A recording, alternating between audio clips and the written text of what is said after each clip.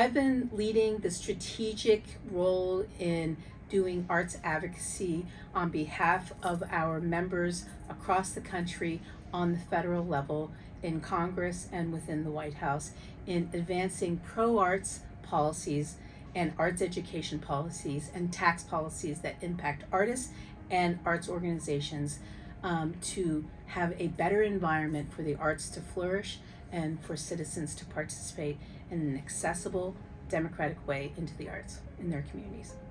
Today we are having our second legislative fly-in, where we hand select arts advocates in key congressional districts that match up with those congressional members of Congress that have an outsized power and role in funding and adopting policies for the arts. So we have advocates coming in from Texas, Florida, California, Oregon, all across the state, all across the country this year.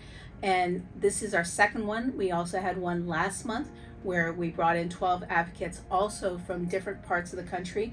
And the key that they all have connected to them is that their member of Congress, whether it's in the Senate or in the House, have a specific decision maker role in funding the arts, funding arts education, and opening up arts funding opportunities even within the Department of Defense, the Veterans Administration, and in adopting tax policies that will help artists and arts organizations. Legislative fly-ins, by its nature, are smaller and they're more strategic, and they are by invitation because we want to make sure that those advocates that have those key members of Congress that play those decision maker roles will be able to affect policy that affects the entire nation, not just their state, not just their congressional district.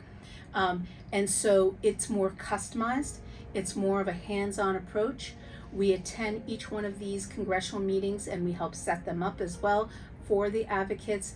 We prepare great talking points and strategic points based on what committees the members of Congress sit on and what the talking points are to best address what our issues are.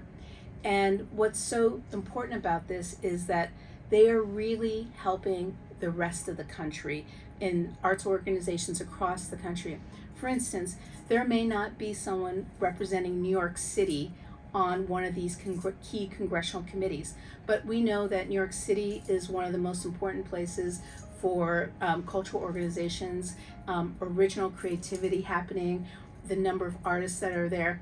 But perhaps someone from a small town in Texas is going to have an impact on policies that will affect those artists in New York City. And that's what we're trying to do.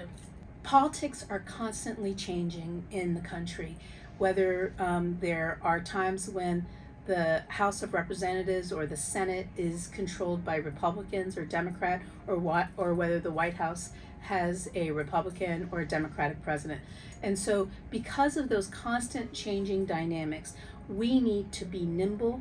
We need to be able to respond to every election and knowing what the best strategy is every time we go to Capitol Hill. So for instance, this year, we're coming out of a November 2022 election that changed the political landscape. We now have a much more conservative Republican control of the House of Representatives that have already come in saying that they want to cut back all this discretionary funding for everything from education and labor and health and arts back 2 years. So we would lose quite a bit of money because of certain policies there. So what's important is that we address who now are the key members of those various committees, because there's a total shuffle that happens where one member of Congress that you've been working with for 10 years on something no longer has that power, and it's in the hands of a chairman who's never even met with an arts organization ever in their district before. So we need to build up that educational muscle in showing that key new chairman that you can't turn your back on the arts. You have constituents back home and they're coming to visit you, and they're coming with really smart talking points about why the arts are important in their district, and therefore it's important for the nation. We incorporate creativity innovation and nimbleness in our advocacy work. And it's a primary thing that we do.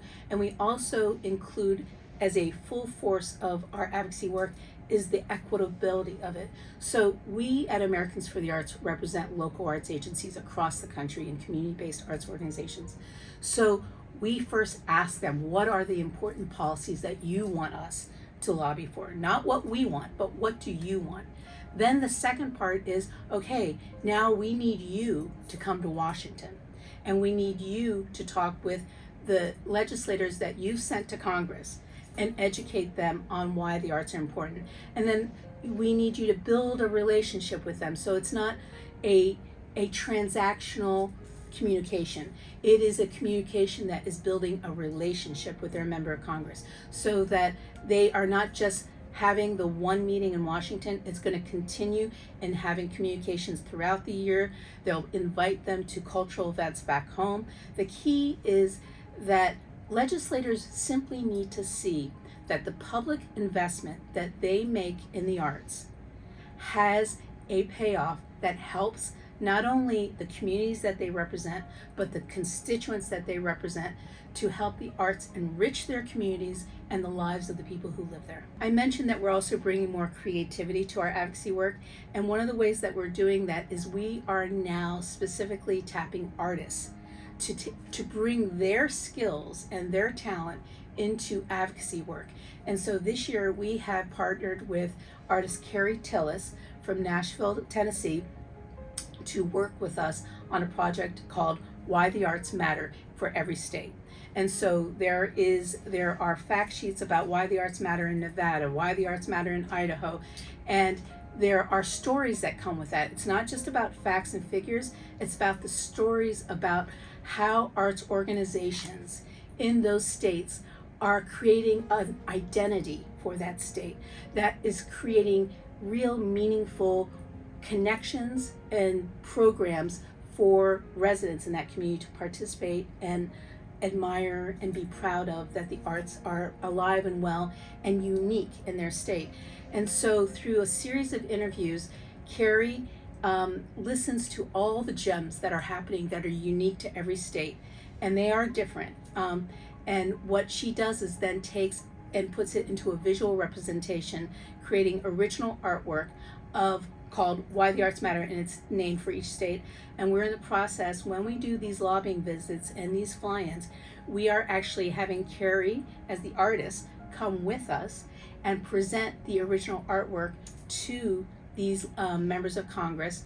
And it's been very well received so far. We've delivered it to 4 senators, and all 4 of them are getting it framed, and it's going to be hung in their offices on Capitol Hill. And it's reminding them that the arts are important in their state.